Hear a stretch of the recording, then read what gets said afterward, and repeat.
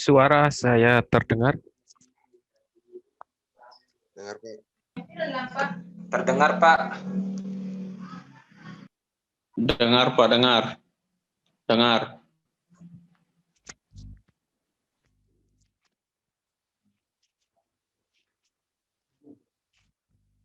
Oke, sambil menunggu sebentar. 2 menit.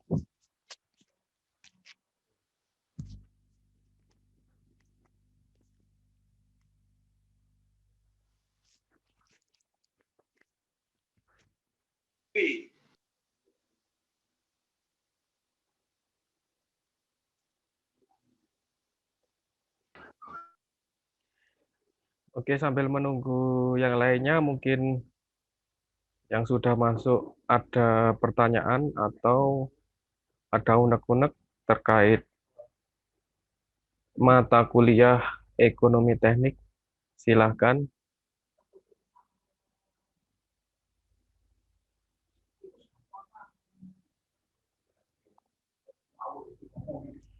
Silahkan apabila ada pertanyaan.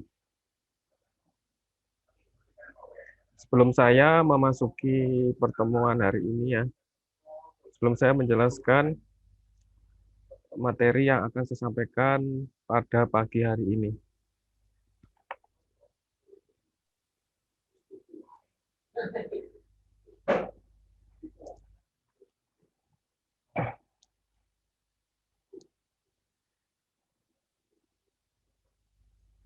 Oke, Ahmad Adrian Al-Kasiri lagi di kampung atau di Malang? Lagi di kampung, Pak. Oke, Makanya kemarin saya kira jam 2 di sini, ternyata jam 1 apanya itu? untuk pengumpulan tugas UTS-nya. Kan ada waktu Indonesia Barat kan, WIB. Masa waktu Indonesia Timur?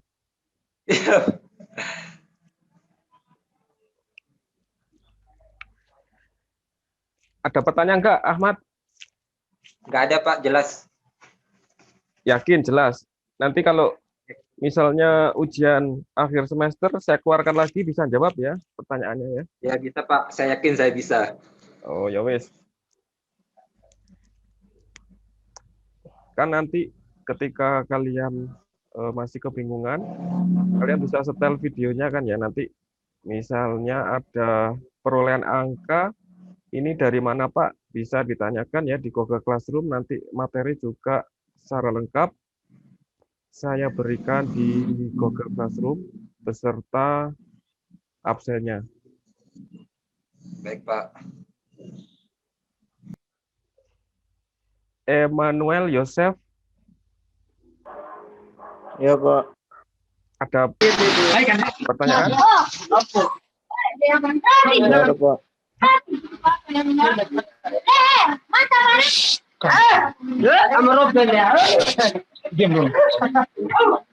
Oke. Bisa dimatikan Fredericus ya. Nanti kalau ketika saya menjelaskan ada yang rame, saya kick ya.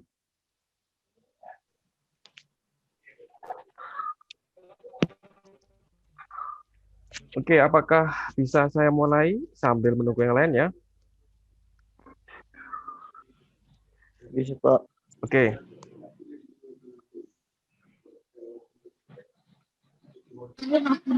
Mohon maaf Pak, kita di sini jaringan terganggu Pak, hujan besar soalnya. Ya, nanti yang penting ketika tidak jelas, kalian Ya, bisa Pak. mengulang Suara tidak kedengaran Pak. di video ya, ketika tidak jelas suaranya ya. Ya Pak. Oke. Samping materi ada video penjelasannya. Oke, sebentar saya share screen.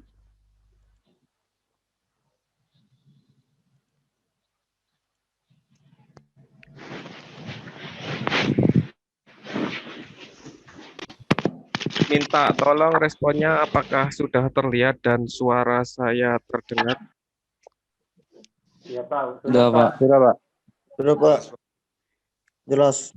Oke, bismillah. Selamat pagi. Assalamualaikum warahmatullahi wabarakatuh. Kita mulai ya materi hari ini.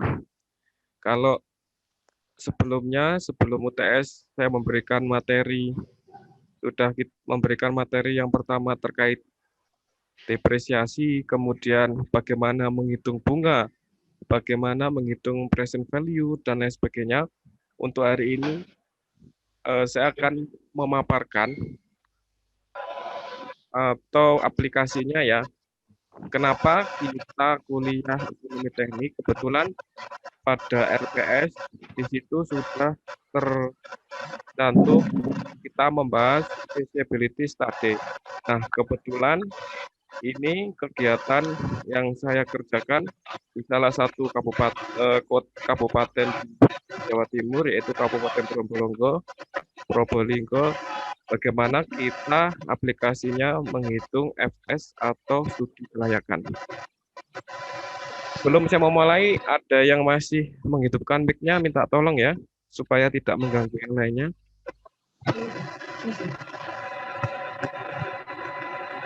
Itu masih ada suara ya? Bisa dimatikan dulu ya.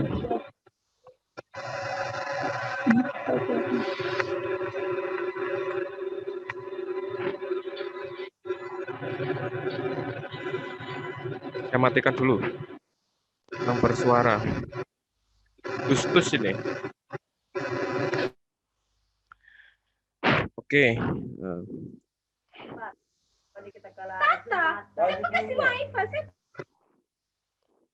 Nah, itu.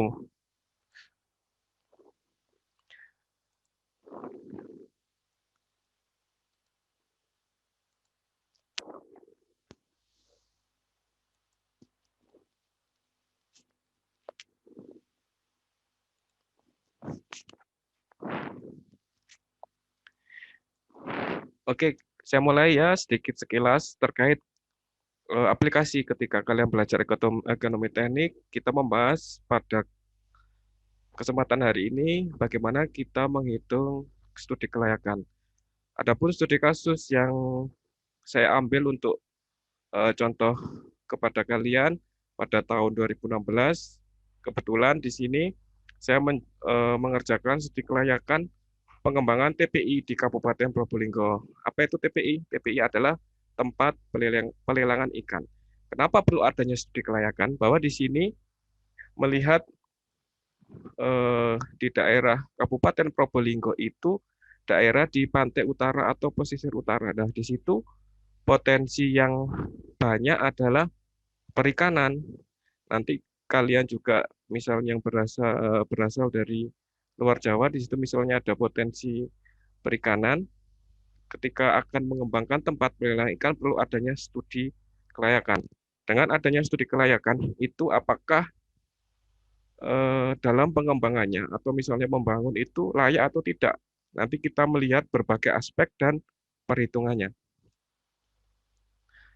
Nah, untuk di awal, kenapa kita perlu studi kelayakan? Mengambil studi kasus di Kabupaten Probolinggo, di sini adalah yang pertama kondisi, karena di sana kondisi TPI atau tempat pelelangan ikan yang di sana yang aktif hanya 2 buah, padahal di sana ada 7, sehingga yang tidak beroperasi itu ada 5 buah. Makanya kita di sini perlu adanya pengembangan lagi. Kemudian latar belakang yang kedua adalah panjang garis pantai 72 km. Kemudian adanya disparitas ekonomi nelayan dan pedagang. Jadi selama ini ketika tidak ada tempat pelelangan ikan, maka banyak tengkulak yang langsung mengambil ikan itu langsung ke pedagang. Sehingga apa? Ketika tengkulak itu mengambil ke pedagang atau nelayan, maka akan dihargai sangat murah. Kemudian di sini pentingnya peran dari tempat pelelangan ikan. Jadi peran TPI adalah service center menjadi marketing center. Nah, seperti itu. Makanya perlu adanya pembangunan TPI tersebut. Kemudian tujuannya apa? Nah, di tujuannya itu adalah yang pertama itu menyusun perencanaan jangka menengah dan studi kelayakan. Di sini studi kelayakan di samping dari aspek teknis, kita juga akan membahas terkait aspek finansial dan kita melihat dari aspek sosialnya.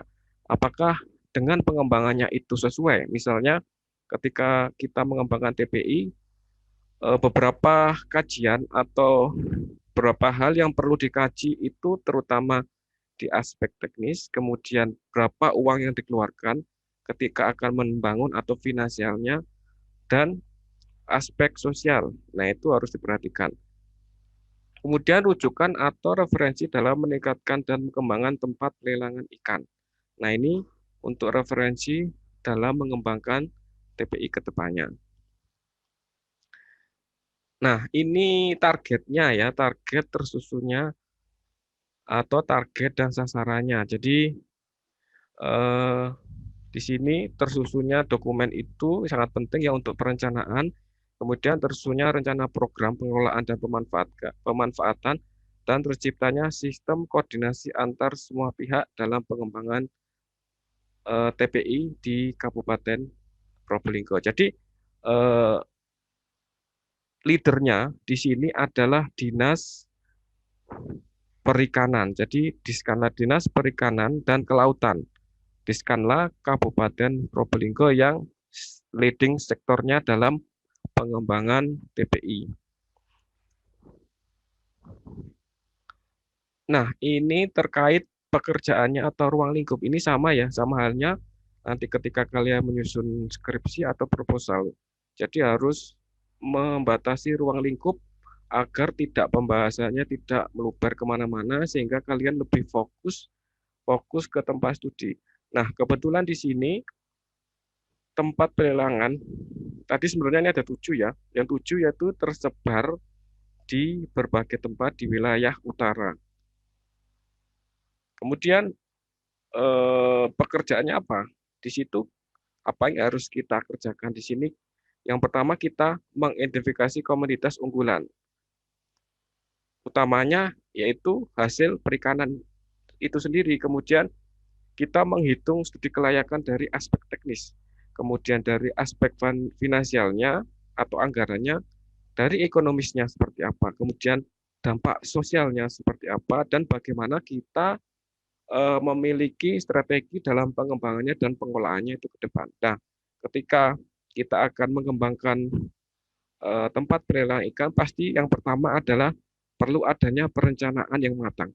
Nah, ketika perencanaan yang didukung dengan perencanaan yang bagus, otomatis nanti ketika dalam membangun atau pada tahap konstruksinya dan memperhatikan kaidah sesuai peraturan dan undang-undang yang berlaku, maka insya Allah di situ sesuai jadi pembangunannya seperti itu. Nah, kalau kita melihat di sini bisa kalian lihat ya, nanti saya harapkan dalam membuat ruang lingkup ini terkait dengan spasialnya. Nah, spasialnya di sini adalah berupa peta. Nah, saya harapkan ketika kalian membuat peta itu yang bagus, jangan dari Google yang dari Google itu kemudian kalian save. Nah, kalian harus membahas seperti ini, bagaimana cara membuat peta yang informatif. Nah, di sini ruang lingkup pekerjaan yang saya kerjakan. Kebetulan di sini berada di pantai utara pesisir. Nah, sebelah ini merupakan banyak potensi perikanan. Maka kita perlu, apakah nanti di sini ketika membangun TPI atau mengaktifkan TPI yang sudah mati, apakah sesuai atau tidak? Nah, di sini bisa dilihat ada judulnya, kemudian ada skalanya, kemudian ada legendanya yang terpenting, kemudian ada pewarnaan yang berbeda. Nah, ini menunjukkan kecamatan ya. Misalnya yang warna hijau sebelah sini adalah masuk di Kecamatan Paiton. Kemudian yang bergeser ada Sumber AC sampai dengan Kecamatan Dringu. Nah, ini di sepanjang ini merupakan kawasan Kabupaten Probolinggo ruang lingkup pada pekerjaan atau kegiatan ini. Nah, outputnya apa?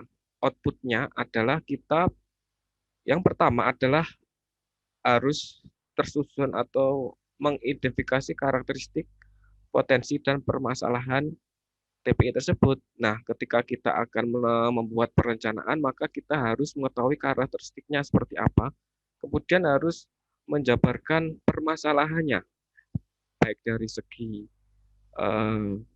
permasalahan sosial ataupun permasalahan lain yang terkait dengan pembangunan tersebut. Kemudian output yang kedua adanya pengelolaan dan pengembangan. Nah, ketika TPI sudah dibangun, maka perlu adanya pengelolaan. Nah, di situ nanti juga perlu adanya indikasi program atau program apa yang harus dilakukan. Program itu ada jangka pendek, jangka menengah, dan jangka panjang.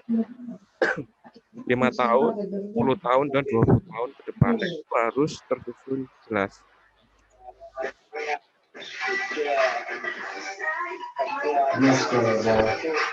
Oke, minta tolong suaranya ya. Bisa di-mute dulu ya.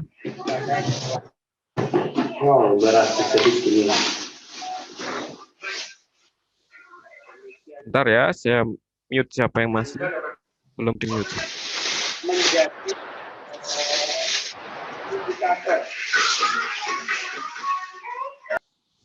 Oke, saya lanjutkan. Kalau tidak bisa di-mute, langsung saya kick keluar ya, supaya tidak mengganggu yang lainnya. Ya, Pak. Kita sampai ke slide nomor berapa tadi? Nah, ini juga sambil kalian belajar ketika menyusun proposal atau skripsi nanti. Sama halnya seperti itu ya. Nah, yang terpenting, misalnya ini kalian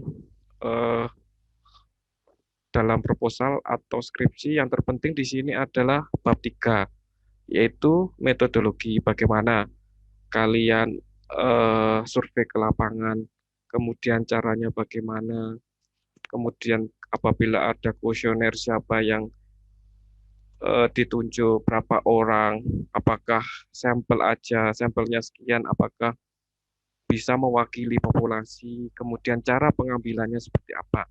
Nah, di sini dijelaskan secara singkat ya, bahwa survei yang ketika kita melakukan FS atau studi kelayakan, nah studi kelayakan ini kebetulan ini dalam bidang pengembangan TPI, nanti banyak halnya yang terkait yang lainnya juga. Ini contohnya dalam pengembangan tempat pelelangan ikan.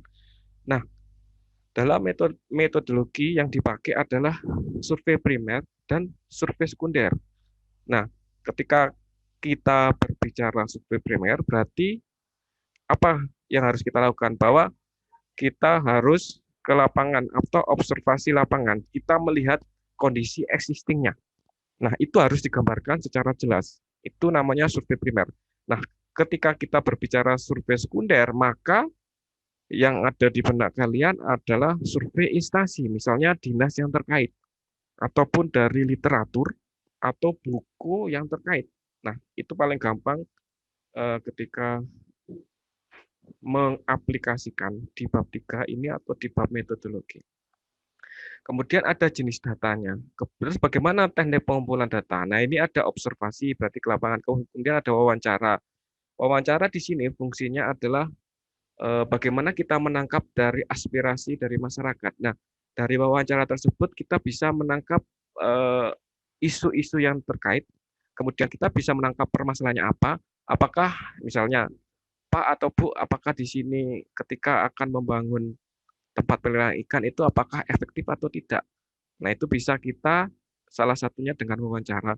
Kemudian otomatis juga ada pencatatan. Nah, nanti yang diwawancarai berapa orang, apakah hanya nelayan aja atau ada pihak-pihak. Nah, dalam pekerjaan ini yang kita wawancarai yang pertama adalah nelayan, karena di sini fokusnya tempat pelelangan ikan adalah yang ditujukan kepada nelayan. Ya, bukan yang lainnya. Kemudian yang kedua adalah bisa wawancara terhadap pengambil keputusan atau dinas yang terkait atau orang yang berkepentingan di situ. Misalnya dari kepala dinasnya. Nah, itu bisa diwawancarai Kemudian pengambilannya responden dengan purposive sampling. Jadi kalau purposive sampling itu langsung tertuju kepada wilayahnya karena di pesisir, maka yang saya ambil adalah orang yang ada di situ atau yang berprofesi sebagai nelayan. Nah, ini langsung kalau purposive itu langsung tertuju. Jadi kalau kita berbicara terkait pengembangan perikanan itu ya berarti langsung orang yang berkepentingan di situ. Nah, ini langsung jadi tidak kemana-mana. Nah, ini sekilas metodologinya. Kemudian yang terpenting setelah metodologi atau sumber data, terus bagaimana teknisnya. Nah, kita berbicara analisis. Nah, ini yang terpenting ketika kalian mengerjakan proposal, analisis apa yang kalian pakai. Nah, itu harus dijabarkan di bab ketiga. Analisis yang dipakai itu harus menjawab nanti rumusan masalah yang kalian bikin. Misalnya rumusan masalah itu ada 3 poin, maka analisis yang kalian gunakan ya harus bisa menjawab dari rumusan masalah. Nah, analisis yang digunakan dalam kegiatan ini adalah ada analisis deskriptif. Nah, analisis deskriptif itu meliputi ada analisis kebijakan. Kenapa di sini perlu ada analisis kebijakan? Karena ketika kita merencanakan sesuatu, maka harus berpijak kepada peraturan, aturan, undang-undang, dan kebijakan yang terkait. Nah, ketika kita merencanakan segala sesuatu kita melanggar aturan, ya maka akan terkena sanksi. Berarti harus kita melihat, misalnya di sini terkait dengan perikanan atau tempat pelelangan ikan. Berarti kita harus melihat peraturan terkait perikanan itu seperti apa. Kemudian ada namanya analisis dimensi usaha perikanan tangkap. Nah, ini perikanan di sini kalau kita berbicara perikanan ada berbagai macam. Nah, ini analisis itu perlu juga dijabarkan di analisis deskriptif. Kemudian ada namanya analisis tujuan pemuaan TPI. Nah, tujuan apa dalam pembangunan TPI tersebut. Kemudian di sini ada namanya analisis tingkat kepuasan atau analisis IPA, Important Performance Analysis. Nah, pada nanti kolom tadi yang sudah dijelaskan ya wawancara kita mengajukan sebuah kuesioner.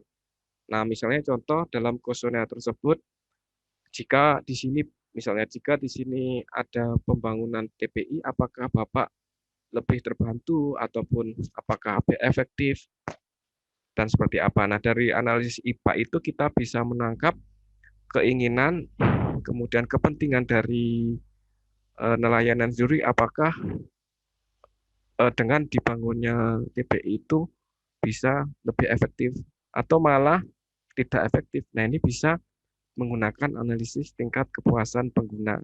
Dan kemudian ada analisis gap. Nah, nanti saya jelaskan analisis gap itu apa. Kemudian kita harus juga melihat potensi dan permasalahan. Jadi tidak bisa kita melihat masalah dari satu titik atau satu sudut pandang. Berarti harus dijabarkan dengan analisis potensinya apa, kemudian permasalahan apa, kita gabung, nanti itu semua itu akan dimasukkan ke analisis SWOT. Strength, weakness, opportunity, dan threat. Nah, analisis SWOT di sini fungsinya untuk mengetahui strateginya seperti apa. Kemudian di mana Pak letak FS-nya, studi kelayakannya di sini? Di sini kita menganalisis dari analisis tadi ya, dari teknisnya bagaimana, kemudian finansial. Nah, kita menghitung apakah layak dibangun atau tidak. Kemudian ada analisis sosial masyarakat. Nah, semua itu beberapa analisis dijabarkan satu persatu sehingga nanti kelihatan apakah perlu dibangun atau malah tidak perlu dibangun seperti itu. Nah, ini beberapa ada analisis kebijakan ya. Jadi analisis kebijakan itu dari mulai kawasan, peruntukan perikanan tangkap, ada kebijakan, ada sektor unggulannya apa, dan pengembangan industrinya perikanan itu seperti apa. Ini contoh ya, kalau masuk ke ekonomi teknik, pasti ada namanya analisis dimensi usaha perikanan. Jadi tidak hanya perikanan, yang kemarin contohnya itu misalnya analisis present value ataupun analisis future value, bagaimana apakah dengan pengembangan ini tahun ke depan itu akan untung ataupun rugi. Nah, ini contohnya di sini ada analisis dimensi usaha perikanan. Nah, kecamatan itu ada yang dianalisis yang terkait itu ada 5 ya. Kalau di Kabupaten Probolinggo itu ada 24 kecamatan. Kenapa pilih 5? Karena 5 ini yang potensi akan dikembangkan TPI. Yang pertama ada Kecamatan Paiton, kemudian Kecamatan Keraksan, Dringu, Sumberasih, dan Tongas. Kemudian di sini ada alat tangkapnya, berapa unit, armada itu perahunya berapa, bagaimana produksinya, nilai produksinya sekian. Apakah ini nanti bisa menampung, ini dianalisis di dimensi usaha perikanan. Nah, kemudian juga ada fungsi produksi, ada produksi output, kemudian faktor produksi input. Kemudian ada terkait biologinya bagaimana aspek teknis, kemudian faktor produksi nanti kita berbicara dengan alat tangkapnya. Nah, ini analisis tujuan pembangunannya. Nah, seperti yang saya katakan di slide sebelumnya bahwa kita melihat peraturan. Nah, peraturannya di sini kita harus mencari yang terkait pengembangan TPI. Apakah nanti itu kawasannya wilayah dalam job desk-nya dari nasional atau dari Kabupaten Probolinggo sendiri. Makanya kita perlu menganalisis kebijakan atau peraturan yang terkait. Dan kemudian TPI, pengertian TPI adalah tempat para penjual dan pembeli melakukan transaksi jual beli ikan melalui proses pelelangan di mana proses penjualan ikan dilakukan di hadapan umum dengan cara penawaran bertingkat.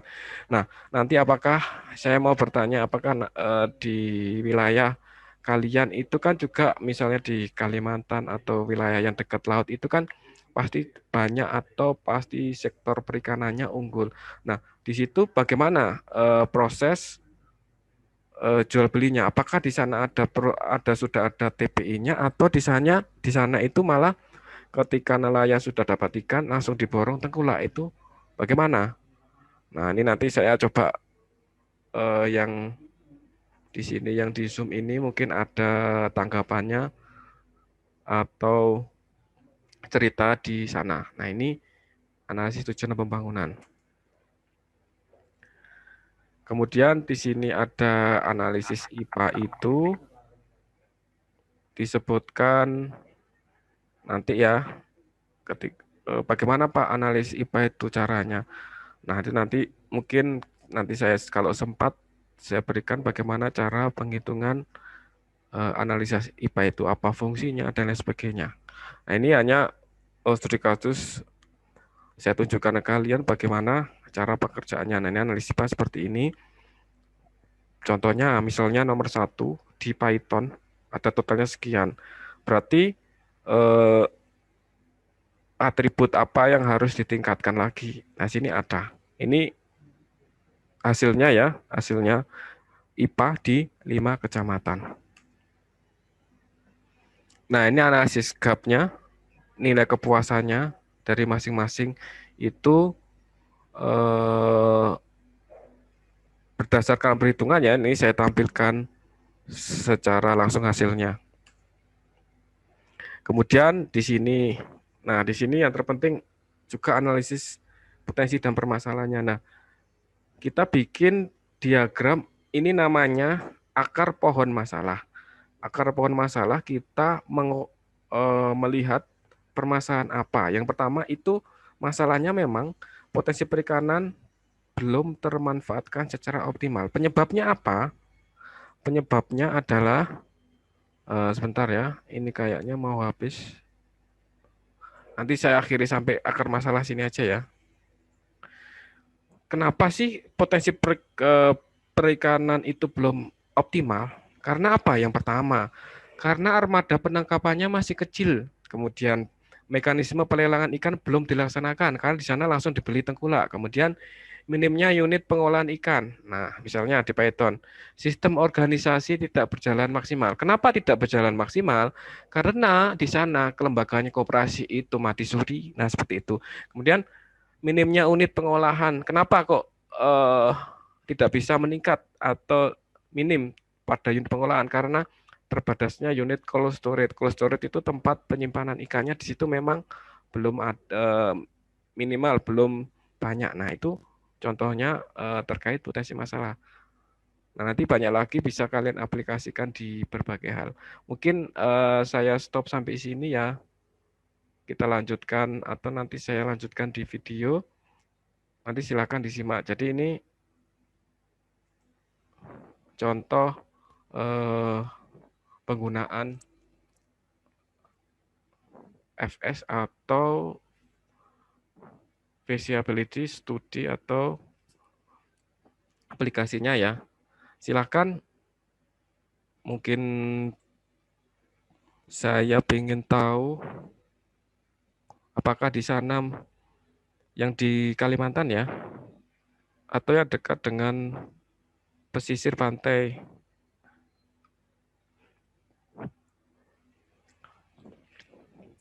Oke, ada pertanyaan?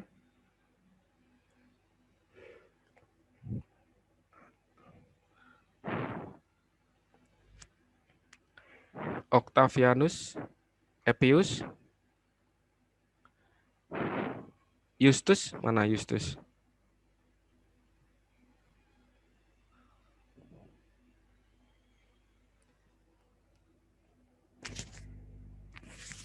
Ahmad, mungkin ada pertanyaan? Tidak ada, Pak.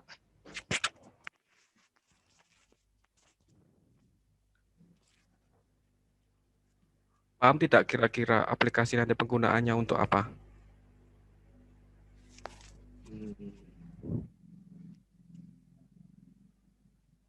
Ada bayangan sedikit, Pak. Ada sedikit bayangan atau sedikit-sedikit tidak ada bayangan? Ada sedikit bayangan, Pak. Apa? Kira-kira misalnya kemarin itu kita membahas perhitungan bunga. Nanti fungsinya apa kira-kira di aplikasinya, nanti di teknik gimana kira-kira? Atau coba dari tadi masih seperempat ya, kira-kira bisa kalian simpulkan atau punya bayangan seperti apa, Ahmad? Silakan ngomong aja nggak apa-apa.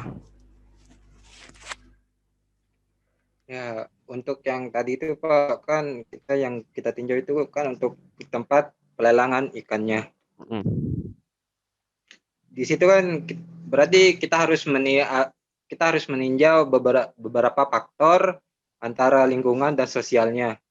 Apakah pembangunan itu efektif atau enggak efektif buat nelayannya itu sendiri. Terus? Jadi di situ kan terlibat banyak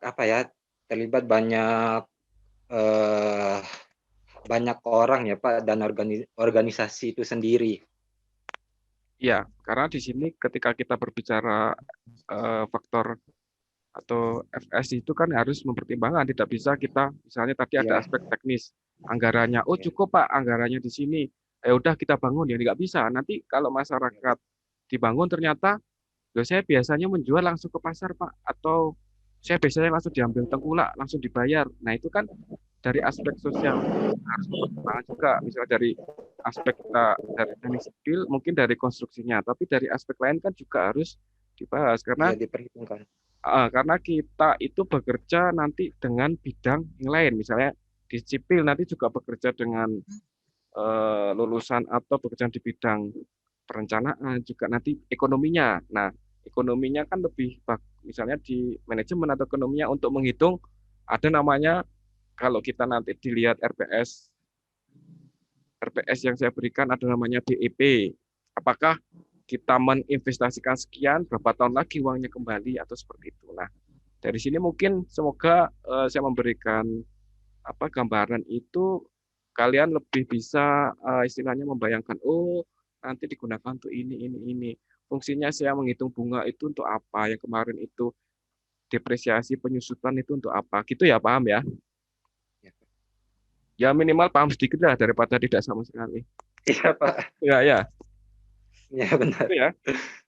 Iya Pak. Ada lagi mungkin saya beri kesempatan. Ada yang bangun tidur? Atau belum mandi ya?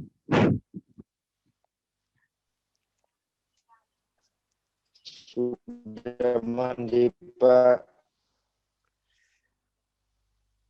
Oke, nanti evaluasi tugas dan UTS yang kemarin itu tolong ya dikumpulkan tepat waktunya ya.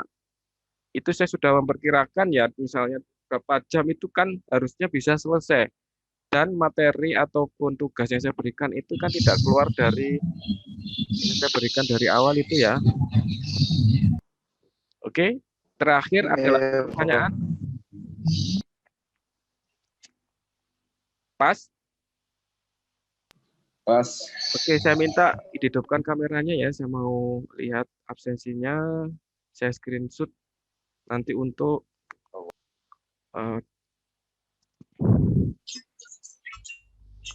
saya minta dihidupkan kameranya. Saya print screen untuk perkuliahan hari ini. Dan saya harapkan nanti silakan diisi absennya ya. Oke, saya print dulu.